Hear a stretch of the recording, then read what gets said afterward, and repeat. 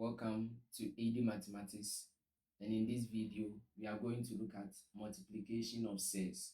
Notice in the previous video we talk about addition and subtraction of cells. Now I've noticed we are not able to solve a lot of examples, so at the end of each playlist I will try and then make time so that we solve a lot of examples. Okay, so now let's jump into today's video. Now, before we can multiply cells, there are certain rules that we have to study. And please, if you are not able to capture this, you will find it very, very difficult in terms of multiplying cells. I know it's quite a lot, but if you practice with more examples, you are going to get it. Okay, so the first rule says when you have a square root of a multiplying square root of a, so this one we are saying a is a certain number and b is also a certain number, c is also another number. Yes, so square root of a times square root of a is equal to a. For example, when you have square root of 5 multiplying square root of 5, it is the same as 5. Now notice okay, we will come back to this rule. The second rule says square root of a squared is equal to a. For an instance, let's say I have square root of 20 squared. I can write 20. Okay, now another rule is saying square root of a times square root of b is equal to square root of ab. Yes, so for instance I have square root of 5 multiplying let me change it. Square root of 5 multiplying square root of 4 is the same as square root of 5 times 4, which will give me square root of 20. Okay, now the next rule says square root of a over square root of b is equal to the square root of a over b.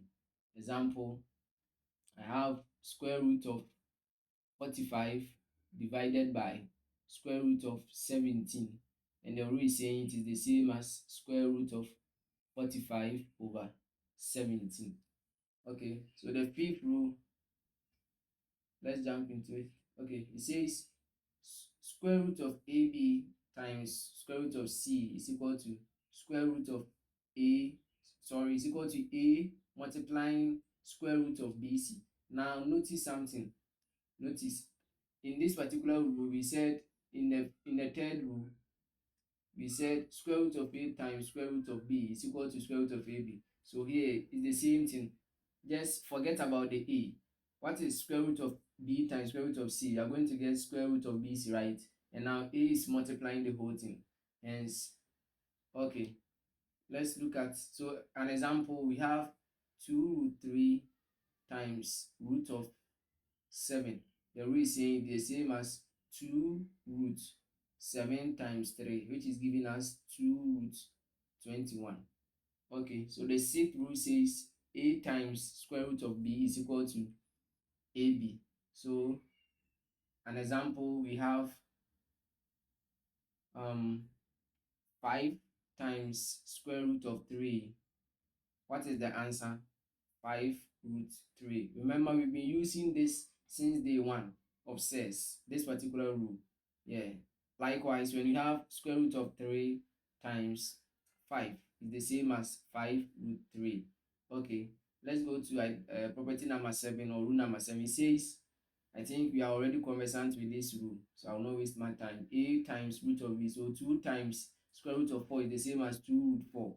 Okay, the eighth rule says a root b times c root d. Notice in the fifth rule, let's look at something. In the fifth rule, what did we do? We multiply this and that, and then a and then 1 here. The same thing here, there is c, so a times c and then b. So for instance, we have 2 root 7 times 5 root 15.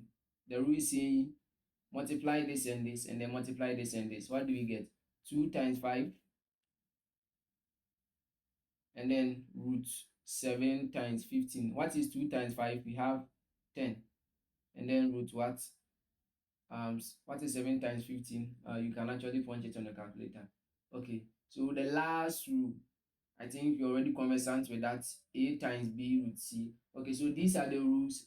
I would like to give you time Watch the video over and over again. Make sure you understand these rules. You are going to use it. I would like to end the video here, give you more time to digest this.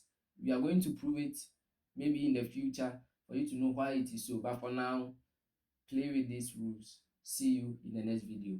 Bye bye. Please don't forget to like, share, and subscribe.